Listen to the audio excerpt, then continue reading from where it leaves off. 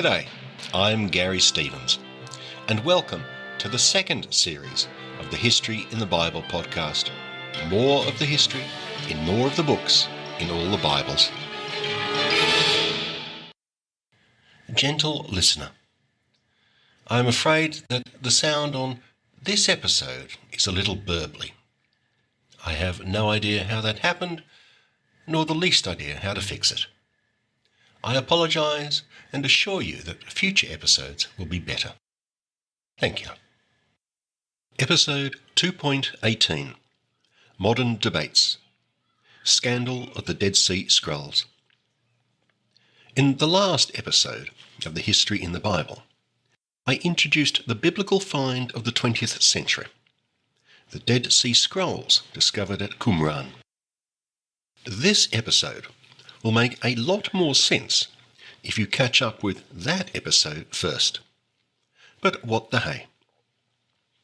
The saga of the publication of the Dead Sea Scrolls constitutes the greatest academic scandal of the 20th century. For more than 40 years, the scrolls were monopolised by an international research committee, staffed almost entirely by conservative Catholics.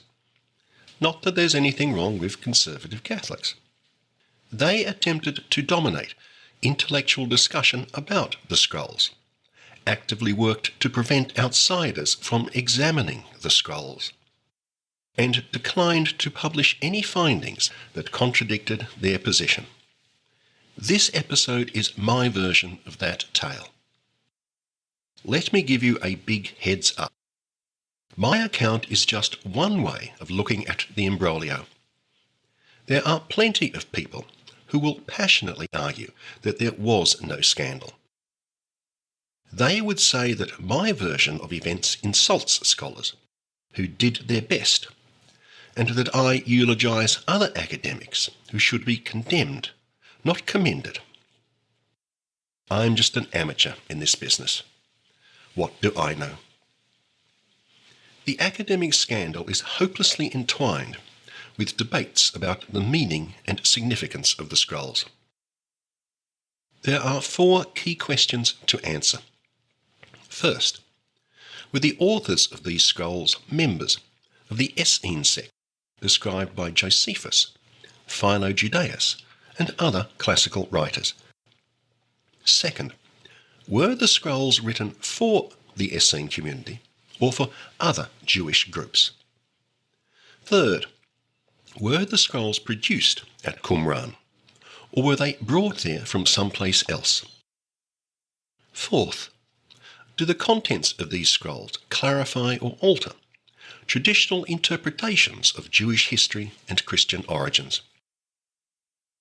How scholars answer these questions invariably influences the attitudes they take to the supposed scandal.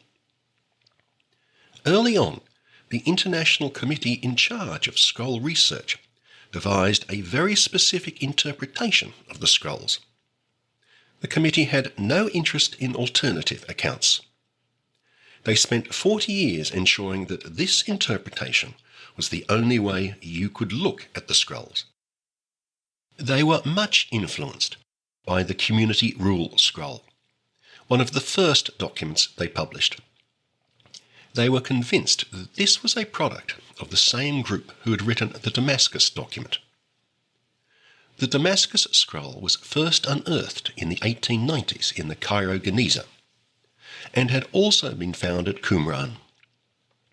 These documents laid out the organisational structure of some sort of distinct group, and its main theological ideas. These strikingly accorded with the descriptions of the little understood Essenes found in Jewish and Roman authors. The Roman scholar Pliny the Elder had even said that the Essenes lived in an ascetic community just to the west of the Dead Sea. The committee readily connected the few dots. They decided that the Dead Sea Scrolls were written by and for the Essenes, in their hideaway at Qumran.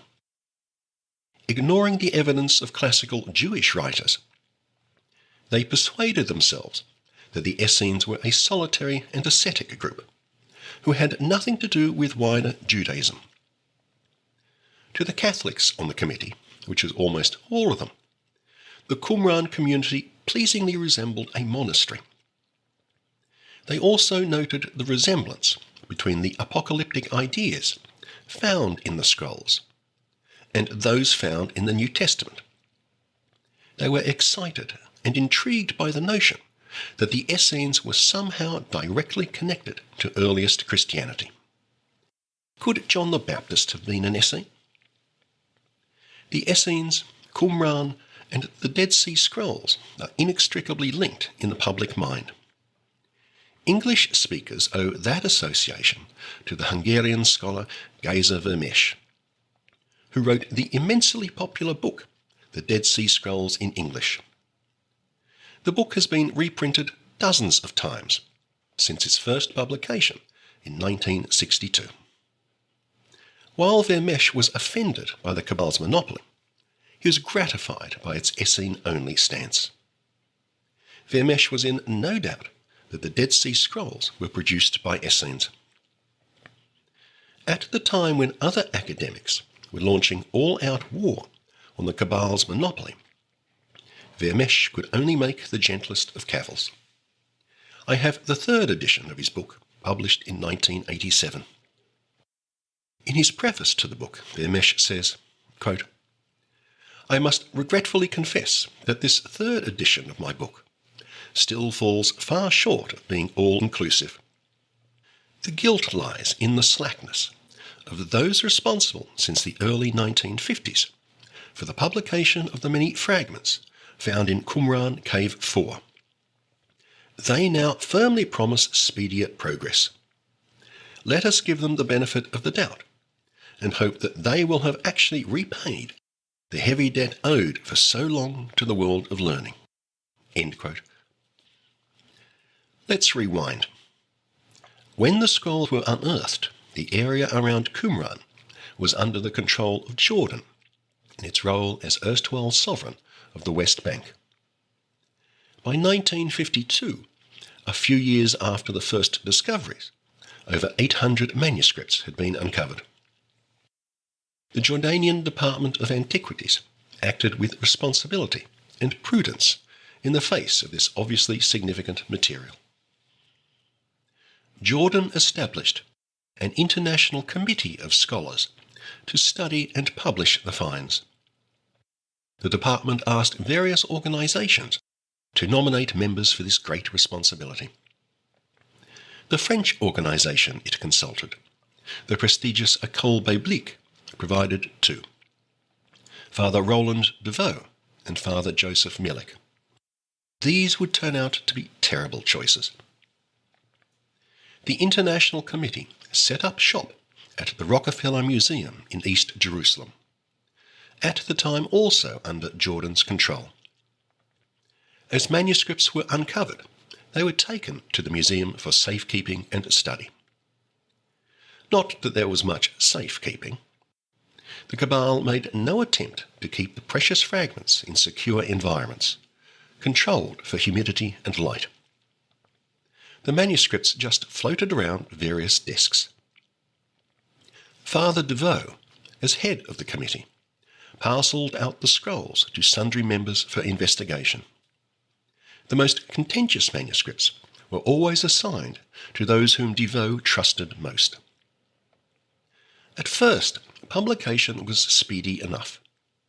Most of the scrolls of the biblical books had been published by 1960. Scholars yawned.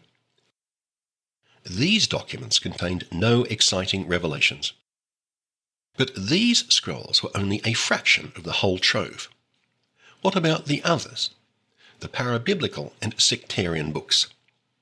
The committee had published parts of the sectarian Community Rule and the Damascus document. These fitted in nicely with the Cabale's notion that the Essenes were a collection of isolated whack jobs, living in a monastic desert commune at Qumran. The Essenes, they said, were a fringe group. The scrolls became a household name in 1955, when the formidable American literary critic and public intellectual Edmund Wilson wrote a lengthy article about them for the New Yorker magazine. The article is readily available online and well worth a read. Wilson argued that the scrolls formed a picture the committee refused to see. The so-called sectarian literature had much to say about first-century Judaism, not just the Essenes. The Dead Sea Scrolls were not just the product of a marginal cult. At that point, Father DeVoe's committee battened down the hatches. With a few exceptions, such as the British Protestant come agnostic researcher John Allegro, all the scholars on the committee were conservatives. DeVoe also had no time for Jewish scholars, and was rather glad that Jordan dissuaded Israelis from entering East Jerusalem and his study centre at the museum. After Wilson's 1955 article, the cabal pursued three strategies. All were devised to ensure that the cabal would dominate debate about the scrolls. In their first strategy, the clique quarantined intellectual dialogue. They insisted that their scholarly interpretation was the only possible one. The committee's Judaism was the Judaism that Josephus and the New Testament talked about, of the pedantic Pharisees and the squabbling Sadducees, stuck in the ruts of desiccated, hidebound, pettifogging legalism. The authors of the scrolls were the Essenes, a marginal group. The cabal asserted that all the unpublished, parabiblical and sectarian documents supported their conceptions. In their second strategy, the cabal simply stopped publishing the results of their researches. The wider academic community knew that the cabal had thousands of small fragments, many just a few lines long. When the cabal was pressed to publish these, Father DeVoe said they were still under investigation and would be released in due course. Due course never came. In their third strategy, the cabal refused to let other scholars view the scrolls. The originals were entirely off limits. Not even photographs were permitted. Some of the most contentious scrolls had been entrusted to Father Millick, Roland DeVoe's dutiful second-in-command. Millick decided they were his personal property. He eventually decamped to Paris with his own collection of scrolls, and spent decades as an academic fugitive, hiding in plain sight, refusing to answer demands that he surrender his priceless manuscripts. The only person on the International Committee who repudiated these strategies was John Allegro. Unfortunately, he is known today mainly for his 1970 book, The Sacred Mushroom and the Cross, where he told a racy and silly story about Christianity's origins in magic mushrooms. The book was the sad conclusion to a long and dynamic career, hell-bent on breaking open the committee's malignant monopoly. John Allegro was a maverick. From the start of his appointment, Allegro insisted that the International Committee had a duty to publish. Allegro himself went out of his way to publish all the manuscripts the cabal had devoted to his charge. His book, The Dead Sea Scrolls, first published in 1956, has been reprinted 20 times and is still an excellent introduction. The cabal was displeased. When Allegro continued to push the debate in directions that challenged the committee's own position, the cabal became apoplectic. Allegro was a great popularizer, but found his talents thwarted at every turn. The cabal published letters in august organs such as the Times of London to discredit him. When Allegro made a British television documentary putting forth his ideas, the committee pressured the BBC to consign the show to oblivion. For a decade, Allegro begged the Jordanian Department of Antiquities to twist Father DeVoe's arm, and to force the publication of the many manuscripts that the cabal refused to talk about. the Jordanians were reluctant to pressure distinguished academics. But even they became exasperated at the lack of output. In 1967, they decided to take control of DeVoe's headquarters at the Rockefeller Museum in East Jerusalem, all the scrolls housed there, and the entire Dead Sea Scrolls project. Father DeVoe was facing a catastrophe: the loss of a cushy job for life, the loss of a monopoly, the loss of authority, the loss of scholarly stature. And then God stepped in.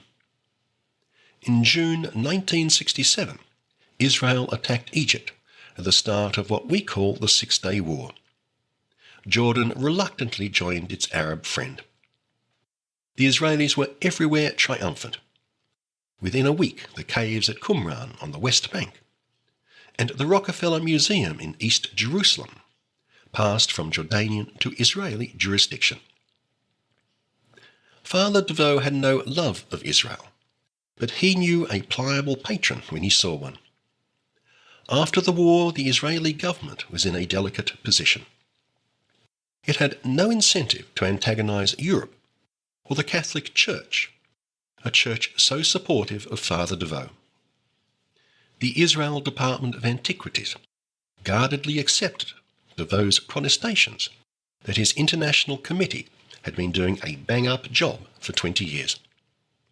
The department renewed his monopoly, but extracted a promise that the committee would produce more publications quick-smart. The cabal never kept that part of the bargain. At the very moment that John Allegro was on the verge of overturning the cabal's cartel, the Israeli government unintentionally revivified the monopoly. DeVoe never published a comprehensive report about his excavations. As far as I know, many of his records and notes are still under lock and key in the Rockefeller Museum, still hidden from modern scholars. But don't quote me. On DeVoe's death in 1971, the cabal had published only 3 volumes of material, a tiny fraction of the many manuscripts found in the caves. Almost all the scraps published were fragments a few dozen lines long. The lengthiest text they published was the oddball Copper Scroll, a scroll they did their best to dismiss as nothing more than a child's exercise book, believe it or not.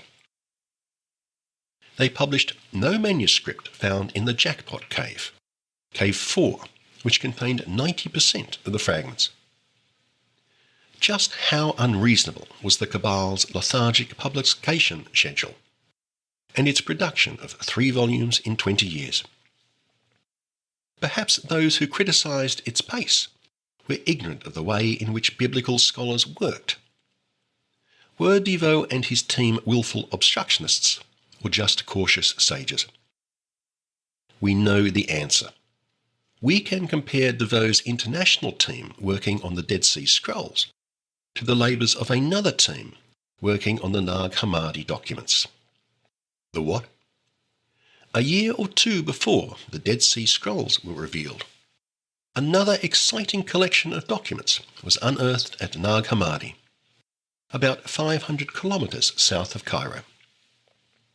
Had the Dead Sea Scrolls never been found, the Nag Hammadi manuscripts would have been the biblical discovery of the 20th century. Unlike the Dead Sea Scrolls, which are entirely Jewish in origin, the Nag Hammadi documents are anything but. They are Christian or Gnostic. They are written in Coptic, not Hebrew or Aramaic. They can be reliably dated to late Roman times, a good few centuries after the Dead Sea Scrolls. The Nag Hammadi documents were purchased by the Coptic Museum in Cairo in 1948.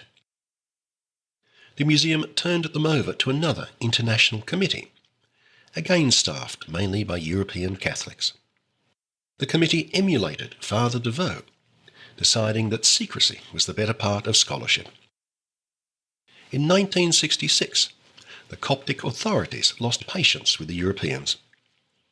They handed over all the scrolls in their possession to another team headed by James Robinson, a competent and enthusiastic American professor.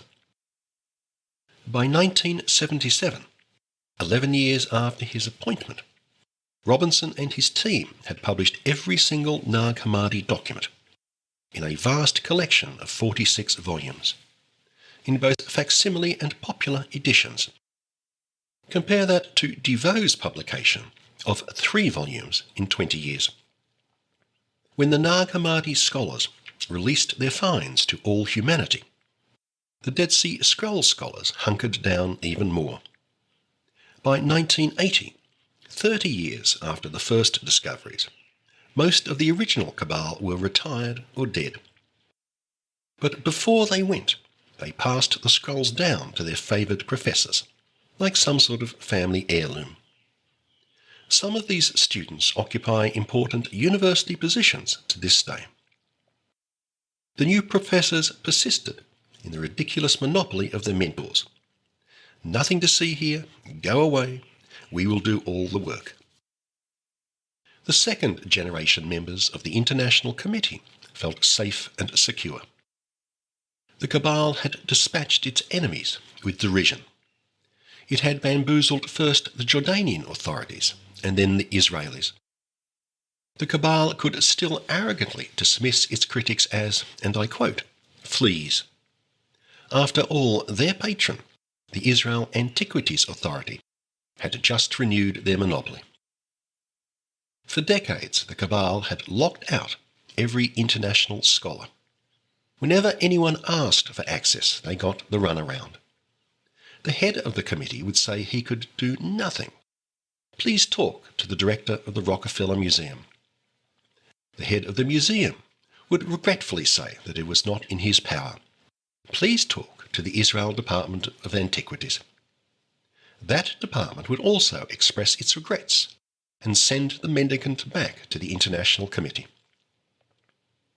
Pressure was growing on the committee to get a smart move on. In 1985, in Israel's parliament, the Knesset, an MP asked a question. He professed it a scandal that the Israel Department of Antiquities had let a group of foreign scholars maintain a stranglehold over what were really Israeli state treasures. The man who fed the MP that question was the American professor Robert Eisenman, today 80 years young. Eisenman likes to think he was the man to crack the monopoly. Modesty is a word unknown to the professor. As he said in one interview, I don't want to take all the personal credit, but I think it was pretty much a one-man operation. Eisenman would be reluctant to admit it, but there were many other actors in the drama. One was the modernist British scholar Philip Davies, whom I quoted in the very first episode of this podcast. 1.1, all the history, in all the books, in all the Bibles. Davies had wasted years pressuring the cabal to release its secrets. In Eisenman he found a fellow traveller. Eisenman was also aided by James Robinson, the head of the revitalised Nag Hammadi team. Another player was Herschel Shanks, the founder and editor of the influential Biblical Archaeological Review. Herschel worked for 15 years to get the cabal to spring open their treasure chests. As I write, the sprightly octogenarian is still the editor of the journal he founded in 1975. I am an admirer of the review, but not a fan. The journal is a lively, glossy paper and online publication, where scholars can present their findings to the general public. The journal still showcases the very best scholarship that 1975 has to offer. Herschel hasn't quite worked out that things have moved on in the past 40 years, but I commend the review to you. The cabal spectacularly imploded in 1990 when an Israeli newspaper published an interview with Father DeVoe's successor, the British scholar John Strugnell. Strugnell described Judaism as a horrible religion, Christian heresy, one that must be destroyed. The Israel Antiquities Authority had no alternative but to appoint an Israeli, Emmanuel Tov, as the new director. To the disappointment of all, Tov was happy to continue the committee's cartel. The cabal's monopoly collapsed a year later. The American professor Benzion Wacholder, and I hope I pronounced his name passably, and his student Martin Abegg had obtained a concordance of the unpublished scrolls. The concordance was a mass of photocopied index cards. These listed every word in the scrolls, including its location, and the few words surrounding it. After some innovative computer work, the two were able to reconstruct the unpublished texts of more than 500 scrolls. While all this was going on, the Huntington Library in California took Eisenman on staff. The professor was gobsmacked to find that the library possessed a complete set of microfilm photographs of the scrolls, passed down to them by an American philanthropist. He wet himself. The academic freedom fighters were on a roll. Herschel Shanks announced that he now had sufficient information to publish an edition of the hidden scrolls. The Huntington Library thought that was a grand idea and declared that its microfilms were available to all.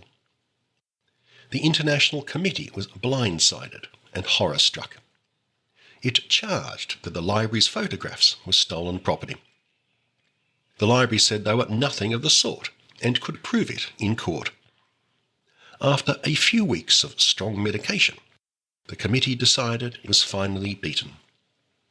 It followed the Huntington Library's lead and released the committee's own photographic reproductions. There were still obstacles to overcome. The first academic publisher the freedom fighters approached reneged on the deal. The Israel Antiquities Authority claimed copyright and subjected them to several court cases, all of which were ridiculed in the international community.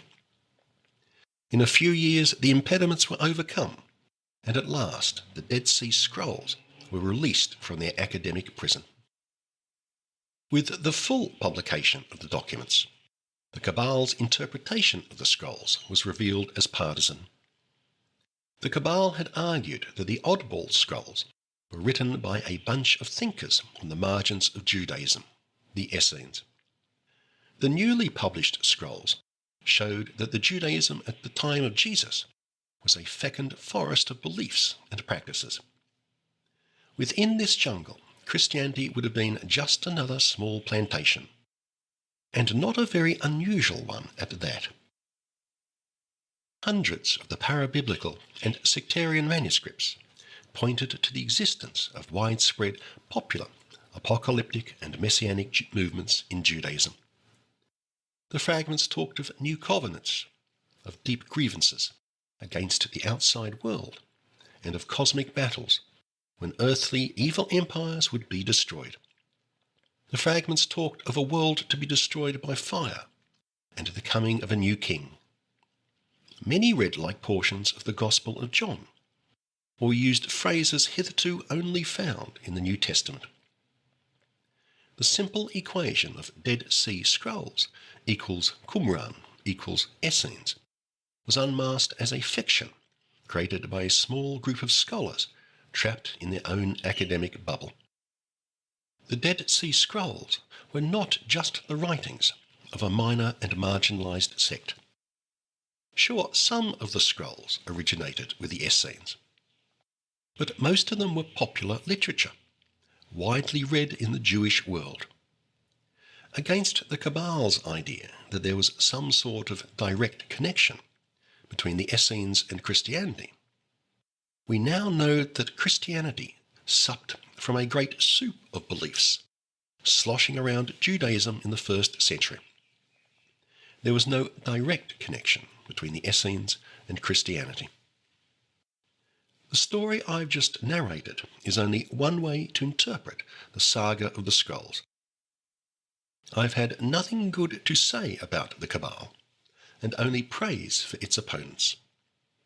you can find plenty of people who would say I am ill-informed.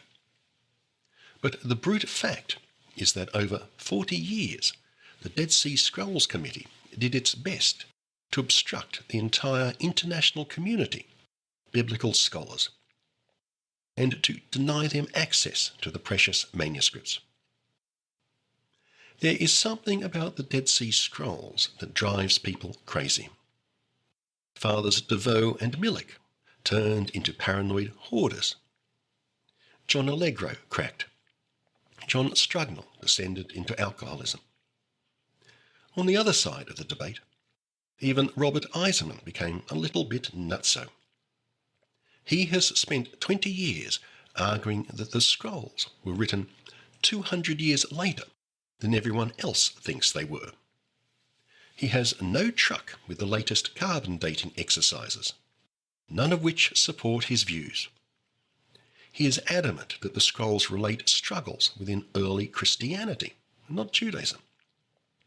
The scrolls, he said, are Christian, not Jewish. Eiserman goes on to argue that the Essenes, Jesus, James, and the Jewish radicals, the Zealots, were all of a whole. Many others, such as Barbara Teering, wrote popular books following Eiserman in his expedition into the woods. In the next episode of the History in the Bible, I navigate the podcast into new waters, steering us towards the academic shoals that are the contentious history of earliest Christianity. That long journey will absorb us for the rest of this series. I'll see you then. Thanks for listening. For maps, charts, and diagrams, check out my website, www.historyinthebible.com.